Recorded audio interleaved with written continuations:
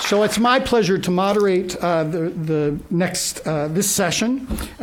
We will have time for a panel discussion, questions and answers from the community here today.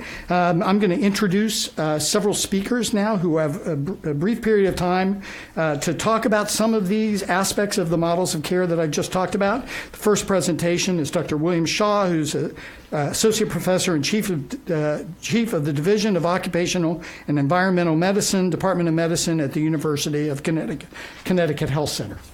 Bill.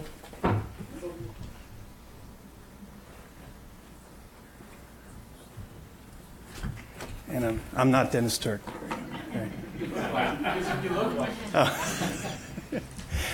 Good morning. It's my job to talk a little bit about issues of timing and selection as we consider non-pharmacological treatments. And I mostly come from a background of looking at psychological treatments for low back pain, especially in workers' comp and work injuries. So these are my disclosures. I'm going to be comparing a couple different models of care that have been discussed in the literature and trying to address issues of when and who to treat. So I'm going to be borrowing a lot of the points that I made with my co-authors Stephen Linton and Michael Nicholas in this article that will be coming out in the journal Pain very soon. And you can actually download an EPUB ahead of print right now.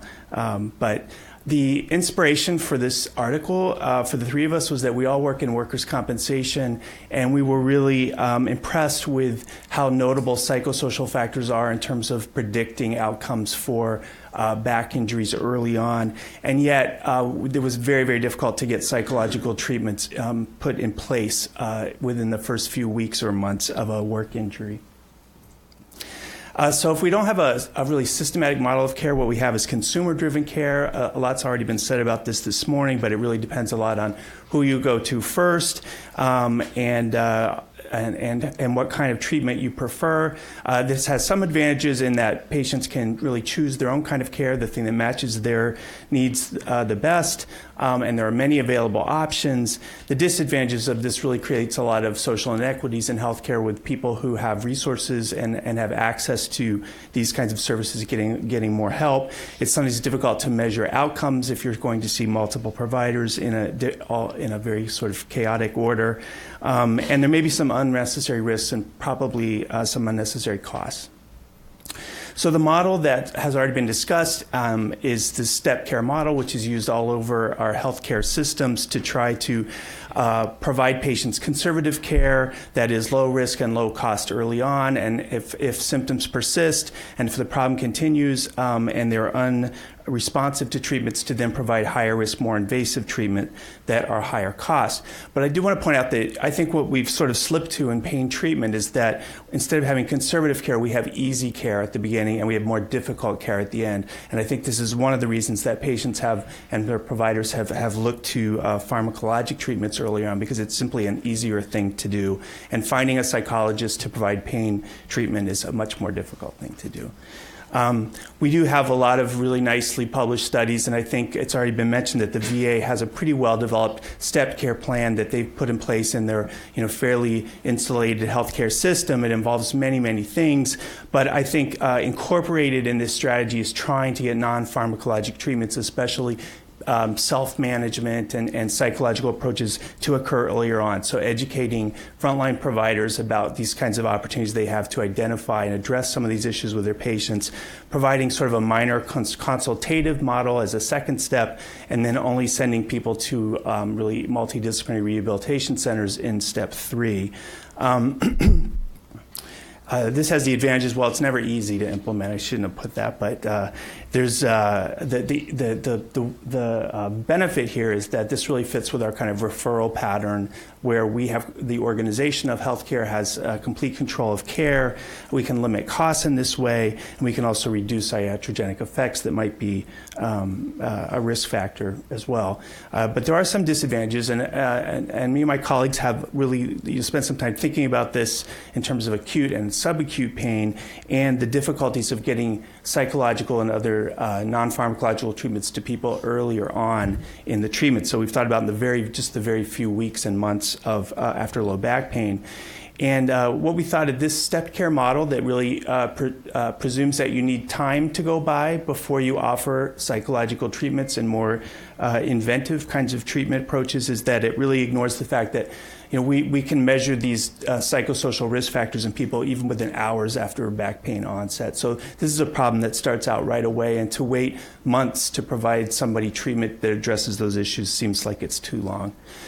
So one of the things that's been proposed to try to solve this problem is the stratified care model. In this kind of model for acute and subacute back pain and other musculoskeletal conditions, we have first presenters or new onset of pain. We administer something like a self-report questionnaire. It could be other things. It could be a physical exam, but it's most commonly been used as a self-report questionnaire, like a one-pager. We assess risk of chronicity or disability or other poor outcomes, and based on that one single measure, we assign people to low risk, say medium risk or high risk, and it's the medium and high risk people that get a little more treatment. And this, again, is based on not the passage of time, but actually on the way that people present, whether that's pain that's existed for a few days or a few months. The advantage is that it's pretty easy to give people a one-page questionnaire, a lot easier than sending them for an MRI and doing other sorts of procedural things. It provides earlier intervention for high-risk cases earlier on and may prevent unnecessary treatment if we can get those people to a better treatment. Some of the disadvantages is that it's hard to tell patients what is meant by that they have a lot of yellow flags or they're at high risk, and it's also clear that we may be missing other important information that might be of a more biological nature. The best example we have has already been mentioned today is the startback trial, which was done in the UK a few years back. And this is to show you the outcomes of that trial. This is a study where people filled out a 9-item questionnaire. They were assigned low, medium, or high risk. This was primary care first presenters. And you can see that in the months after they were assigned to, the medium risk people were assigned to physical therapists who used a psychological approach, and then the high risk people were assigned to a physical therapist who used an even more psychological approach. And in all these cases, the outcomes were improved.